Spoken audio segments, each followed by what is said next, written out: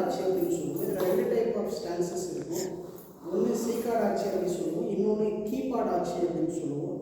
So most of the கேசஸில் நம்மளுக்கு சீகார்டு ஆட்சி ரொம்ப ரொம்ப ரொம்ப முக்கியம். நீங்கள் எடுத்துருக்கக்கூடியது ஷோட்டாகான் கராத்தே கராத்தே ஷிட்டோரியோவோ இல்லை வந்து பார்த்தீங்க அப்படின்னா மோஜியோவோ எடுத்தோம் அப்படின்னா அதிகமான ஸ்டான்ஸில் வரும். கட்டாஸ் மோஸ்ட் ஆஃப் த கேசஸில் இப்படி வரதுக்கான பாசிபிலிட்டிஸ் அதிகமாக இருக்கும். ஸோ நம்மளுக்கு ரொம்ப முக்கியமான 2வது ஸ்டான்ஸ் என்னன்னு சொல்கிறோம் அப்படின்னா நம்ம சீகார்டு ஆட்சி அப்படின்னு சொல்லுவோம். இதுவும் சேம் ஒன்று சொன்னது போல தான். ஒரு சைடு செட்டப்ஸ் அடிக்கணும். இங்கே பாருங்கள், நான் இங்கே இருக்கிறேன்னு சொன்னால் ஒரு சைடு செட்டப்ஸ் அடிப்பேன். இப்போ இது என்னுடைய ஆடல். இப்போ இங்கே இருக்கிற இல்லைங்களா, இந்த கால் எவ்வளோ வரணும் அப்படின்னா 45 டிகிரி வரும். இந்த கால் எப்படி வரும்னு சொன்னால் 45 டிகிரி வரணும். இந்த முன்னாடி கால் வந்து பார்த்தீங்க அப்படின்னா சேம் உன்னை எப்படி செம்போர்ட் ஸ்டாச்சுக்கு நேராக சொல்லுவோமோ அதே போல தான்.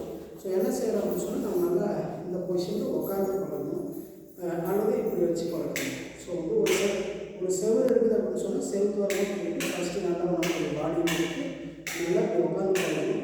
இந்த பக்கம் இல்லாமல் இந்த பக்கம் இல்லாமல் சென்டராக உட்காந்து பழகணும் அப்படின்னு சொன்னால் நம்மளுக்கு செம்போர்ட் ஸ்டாச்சு ஈஸியாக வரதுக்கான பாசிபிலிட்டிஸ் இருக்குது. ஃபஸ்ட்டு செய்யக்கூடிய ஆட்கள் வந்து பார்த்தீங்க அப்படின்னா கையை முன்னாடி வச்சு 1 2 3 இப்படி செஞ்சு பழகலாம், அல்லது இடுப்பில் கையை வச்சு இந்த மாதிரி வச்சு பழகலாம். ஸோ இது சீகார்டு ஆட்சி அப்படின்னு சொல்லுவோம்.